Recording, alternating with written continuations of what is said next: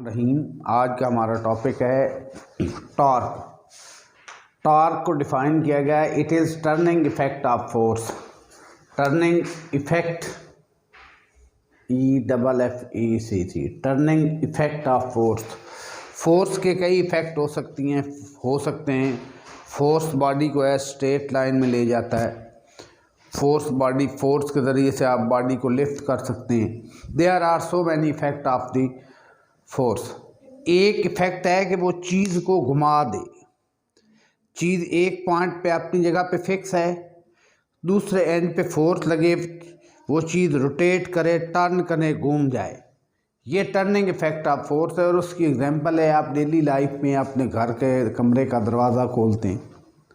दरवाज़ा एक एंड पे फिक्स होता है, पाइवेटेड होता है, और दूसरे एंड पे आप फोर्स लगा के दरवाजे को रोटेट करते हैं, रोटेशन पैदा करते हैं। फोर्स अप्लाई होती है तो रोटेशन पैदा होती है। तो ये टर्निंग इफेक्ट ऑफ फोर्स है। फोर्स जब चीज़ों को टर्न कर दे तो उसकी जो फिज़िकल क्वांटिटी बनती है, that is torque. It is turning effect. और बहुत सारे इफेक्ट हैं फोर्स के, लेकिन ये फोर्स का टर्निंग इफेक्ट है, टॉर्क। और इसका दूसरा नाम है मोमेंट ऑफ फोर्स। उसके बाद है डिपेंडेंस ऑफ टॉर्क। ये जो टर्निंग इफेक्ट ऑफ फोर्स है, ये डिपेंड किस पे करता है, उसको हम एक एग्जांपल के ज़रिए समझाने की कोशिश करेंगे। कि हमारे पास ये नट है, हम इसको रोटेट करके खोलना चाहते हैं विद स्पैनर। ये स्पैनर की लेंथ है L। ये स्पैनर की लेंथ L। इसके एंड पे ये फोर्स लगाना चाह रहे हैं और इसको खोलना चाह रहे हैं, रोटेट करना चाह रहे हैं इसको। इसके अंदर टॉर्क पैदा करना चाह रहे हैं। आप यहाँ पे फोर्स अप्लाई करते हो, जितनी ज़्यादा फोर्स अप्लाई करते हो इसका टर्निंग इफेक्ट इधर ज़्यादा आता है। और जितनी दूर जाके आप ये स्पिनर की लेंथ ज़्यादा हो, ज़्यादा स्पिनर लेंथ वाला स्पिनर हो, वहाँ फोर्स अप्लाई करें, तब भी टॉर्क टर्निंग इफेक्ट ज़्यादा होगा। इसका मतलब है टॉर्क टू फैक्टर पर डिपेंड करता है। मैग्नीट्यूड ऑफ फोर्स, इसको खोलने के लिए, इसको रोटेट करने के लिए आपने फोर्स कितनी लगाई है, उसका मैग्नीट्यूड कितना है। दूसरा मोमेंट, और ये L की वैल्यू यहाँ से लेके यहाँ तक, ये मोमेंट आर्म है। ये L की वैल्यू जितनी ज़्यादा होगी, टॉर्क या टर्निंग इफेक्ट उतना ज़्यादा होगा। अब यहाँ करीब से फोर्स लगाएं, L की वैल्यू कम हो जाएगी। L की वैल्यू जब कम होगी तो टर्निंग इफेक्ट कम पैदा होगा, टॉर्क कम पैदा होगा। तो दो चीज़ों पे डायरेक्ट डिपेंड करता है टॉर्क। मैग्नीट्यूड ऑफ फोर्स, कितनी ज़्यादा फोर्स आपने लगाई है। दूसरा मोमेंट आर्म। मोमेंट आर्म क्या है? Perpendicular distance between the line of action of force and point of rotation. इस पॉइंट के अबाउट बॉडी जो है वो पाइवेटेड पॉइंट है, रोटेट कर सकता है। इस पॉइंट और ये line of action of force है, जिस लाइन के अलॉन्ग फोर्स एक्ट कर रही है, इसकी और इसके बीच में ये परपेंडिकुलर डिस्टेंस, इसको मोमेंट आर्म कहते हैं। ठीक है, एक चीज़। दूसरा, ये वेक्टर क्वांटिटी है।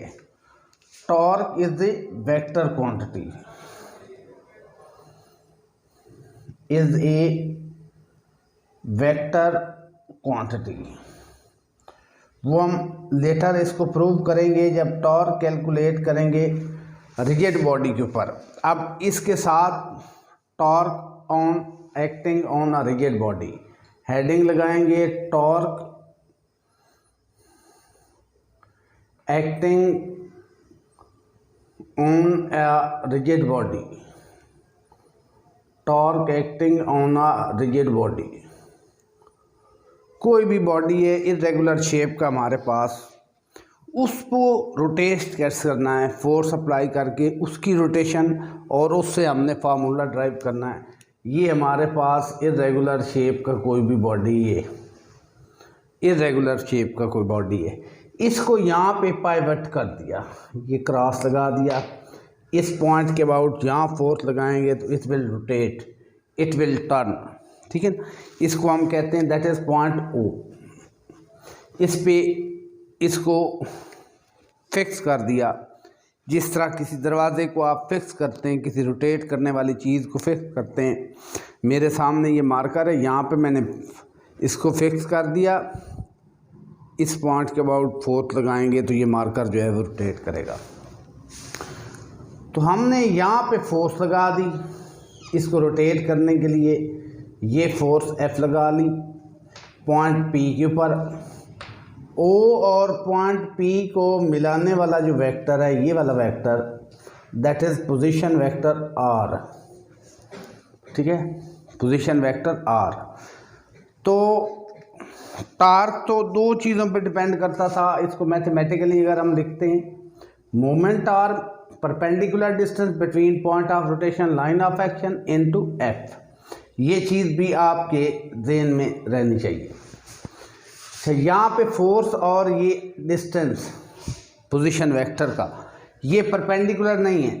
इस लाइन को आप थोड़ा एक्सटेंड करें, इस लाइन को, तो ये एंगल जो है ये थीटा हो जाएगा R और F के बीच में। अब आप R और F के दो कंपोनेंट बना लें, रेक्टेंगुलर कंपोनेंट। एक कंपोनेंट F का ये बनेगा थीटा के साथ वाला कंपोनेंट F cos थीटा, और एक परपेंडिकुलर कंपोनेंट यहाँ पे बनेगा, यहाँ पे ये कंपोनेंट F का बनेगा, दैट इज F sin थीटा। फोर्स इनटू डिस्प्लेसमेंट, ये displacement, force into perpendicular distance, ये मोमेंट आर्म बन जाएगा, ये फोर्स बन जाएगी। फोर्स इनटू मोमेंट आर्म या मोमेंट आर्म इनटू फोर्स आप ले लेंगे तो आप टार्क जो है वो कैलकुलेट कर सकेंगे। ठीक है, तो इसकी थ्योरी कुछ नहीं है। कंसिडर अ रिजिड बॉडी, ठीक है, which is pivoted at point O, let force is applied at point P, angle between R and F is theta,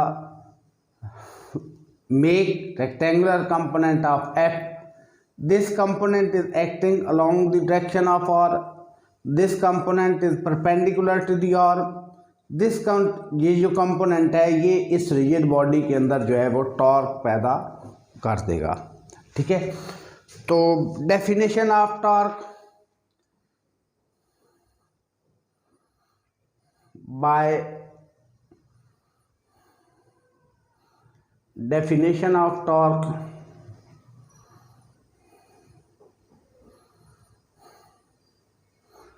tau is equal to L। L की जगह पे ये role play कर रहा है R, force की जगह पे ये आ रही परपेंडिकुलर फोर्स जो R पे F sin theta.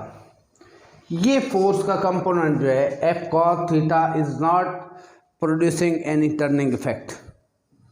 F cos theta force का कंपोनेंट है जो along the direction of R है, ये टर्निंग इफेक्ट पैदा नहीं करेगा। फोर्स का जो कंपोनेंट है F sin थीटा, that will produce turning effect. This force into this perpendicular distance, point of rotation, ये line of action of the force, इसके बीच में ये परपेंडिकुलर डिस्टेंस होना चाहिए। तो इसको ऐसे हम लिख सकते हैं टाउ, इसको टाउ बोलते हैं TAU, और ये ग्रीक लेटर है, वेक्टर क्वांटिटी है RF sin थीटा। अब आपको पता है कि ये पोजीशन वेक्टर R जो है ये पोजीशन वेक्टर होता है, ये भी वेक्टर है। Force already defined position vector है। तो दो वेक्टर के दरमियान, दो वेक्टर हूँ और उनके दरमियान में साइन थीटा हो, तो वो वेक्टर ऐसे हूँ AB साइन थीटा, तो इस साइड पे क्रॉस प्रोडक्ट नहीं आ जाती, A क्रॉस B, और ये N यूनिट वेक्टर, ये तो डायरेक्शन के लिए, R वेक्टर F वेक्टर, उनके बीच में साइन थीटा। तो क्यों ना हम इसको ऐसे लिख लें, tau vector is equal to RF sine theta N cap N unit vector. तो इसको क्रॉस प्रोडक्ट लिखते, tau is equal to R vector cross F vector, AB sine theta से ये A cross B, R cross F। तो ये axial vector है, R और F के क्रॉस राइट हैंड रूल से टॉर्क की Torque is axial vector. Its direction is determined by right hand rule. By right hand rule.